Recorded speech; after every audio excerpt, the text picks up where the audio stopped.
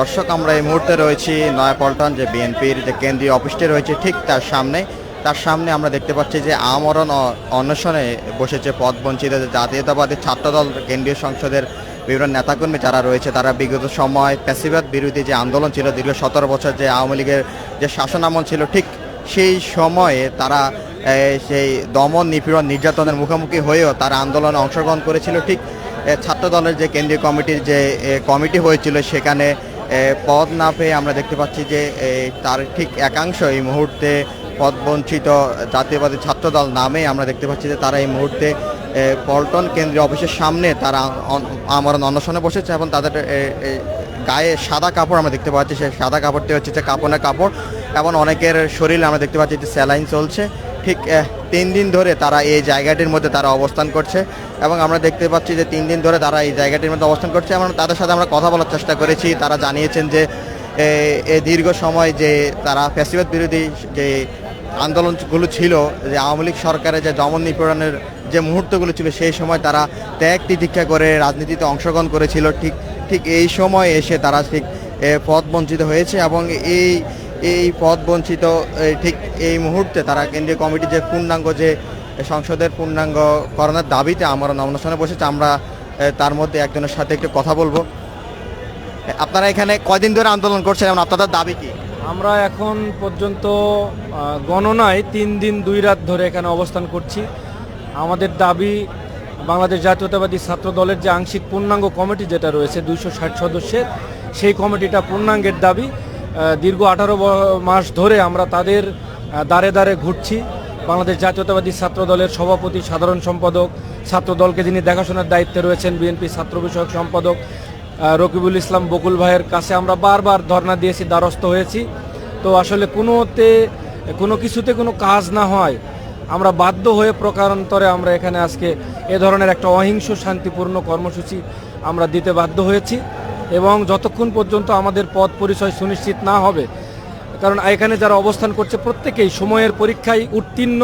হাসিনার বিরোধী আন্দোলন, সর্বশেষ জুলাই বিপ্লবের সর্বোচ্চ ভূমিকা পালন করা, শরীরে এখনও শত শত স্প্লিন্টার তাদের বহমান, অনেকে মৃত্যুর দুয়ার থেকে ফিরে এসছে এবং গত কমিটিতে দলের দুঃসময়ে বিভিন্ন পদে তারা দায়িত্ব পালন করেছে। এ সমস্ত ত্যাগী, যোগ্য, বঞ্চিত নেতৃবৃন্দদেরকে সাথে নিয়ে আমরা আজকে এখানে আমরা উপস্থিত হয়েছি আমাদের পদের দাবিতে, আমাদের যৌক্তিক অধিকারের দাবিতে। এই অধিকার পূরণ না হওয়া পর্যন্ত আমাদের এই আমরণ অনশন চলবে এবং আমরা যতক্ষণ পর্যন্ত পদ নিশ্চিত না করতে পারবো ততক্ষণ পর্যন্ত আমরা এখানেই থাকবো, হয় লাশ অথবা পদ।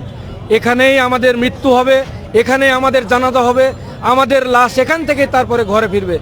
আমরা জীবিত, পথ ছাড়া এখান থেকে বিন্দু মাত্র কোনো জায়গা ছাড়ার প্রশ্নই আসে না। যেমনটা দেখছিলেন, আমরা দেখতে পাচ্ছি যে তাদের শরীরের মধ্যে সাদা কাপড়।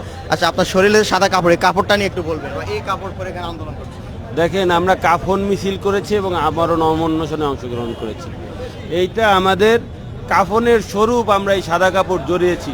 আমাদের রাজনৈতিক জীবন মৃত্যুর দ্বার প্রান্তে, প্লাস আমাদের মতো যোগ্য ছেলেদেরকে ছাত্রদলের কেন্দ্রীয় কমিটিতে অন্তর্ভুক্ত না করায় ছাত্রদলও ধীরে ধীরে মৃত্যুর দিকে এগিয়ে যাচ্ছে। এজন্য প্রতীকী স্বরূপ আমরা এই কাফনের কাপড় এখানে পরেছি। যত হয় মৃত্যু হবে, না হলে কেন্দ্রীয় কমিটি পূর্ণাঙ্গ হবে, মৃত্যু হলে এখানে জানাজা হবে, আমাদের লাশ বাড়ি ফিরবে, কিন্তু জীবিত অবস্থায় একটা ছেলেও এখান থেকে উঠবে না ইনশাল্লাহ। পূর্ণাঙ্গ কমিটি না হওয়ার কারণ কি দেখছিলাম? পূর্ণাঙ্গ কমিটি না হওয়ার কারণ আমরা কোনো কারণ দেখি না, আমরা দেখি শুধু অবহেলা। আমরা কোনো কারণ দেখি না, আমরা শুধুমাত্র তাদের অবহেলা দেখি। দীর্ঘ 17-18 বছর আমরা ফ্যাসিস্ট বিরোধী আন্দোলন করেছি, তখন নানা ধরনের সমস্যা ছিল, কিন্তু এই 1 বছরের বেশি সময় ধরে আমাদের তো অন্ততপক্ষে সেই ফ্যাসিবাদের বিরুদ্ধে আন্দোলনটা করতে হয় নাই। আমরা তো ঘরে ঘুমাতে পেরেছি, আমরা তো সবাই ফোন ইউজ করতে পেরেছি, সবাই স্বাধীনভাবে ঘুরতে পেরেছি। এর ভিতরেও কেন তারা কেন্দ্রীয় কমিটির মতো গুরুত্বপূর্ণ একটা সংগঠনের কমিটি পূর্ণাঙ্গ করে নাই, এই প্রশ্নের জবাব প্রেসিডেন্ট সেক্রেটারি দিতে পারবে। আমাদের কাছে এই প্রশ্নের জবাব নাই, আমরা শুধু দেখি তাদের অবহেলা। এখানে আর কতদিন অবস্থান করবে বা আপনাদের কেন্দ্রীয় নেতৃবৃন্দ যারা আছে তাদের প্রতি আপনাদের কি বার্তা থাকবে? দেখেন, আমাদের দলটা একটি গণতান্ত্রিক দল। আমাদের বর্তমান ভারপ্রাপ্ত চেয়ারম্যান দেশনায়ক তারেক রহমান এতটা বেশি স্বাধীনতায় বিশ্বাসী, আমরা মনে করি বাংলাদেশের এখন পর্যন্ত এমন কোনো নেতার জন্ম হয় নাই যেই নেতা এতটা বেশি স্বাধীনতায় বিশ্বাসী। তিনি গণতন্ত্রকে বিশ্বাস করে এবং তিনি আমাদেরকে শিখিয়েছেন অধিকার আদায়ের জন্য কিভাবে সংগ্রাম করতে হয়। আমরা তার দেখানো পথে আমাদের এই অধিকার আদায়ের সংগ্রাম চালিয়ে যাচ্ছি।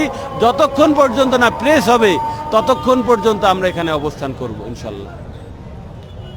ঠিক যেমনটা শুনছিলেন যে দীর্ঘ সময় আওয়ামী লীগের যে দুঃশাসন আমল ছিল, ঠিক সেই সময় থেকে তারা আন্দোলন করে আসছিল। ঠিক আন্দোলন করার পরেও এই মুহূর্তে তারা ঠিক পদ বঞ্চিত এবং কেন্দ্রীয় যে কমিটি হয়েছে এবং তার পূর্ণাঙ্গ কমিটিকরণের দাবিতে আমরণ অনশনে বসেছে।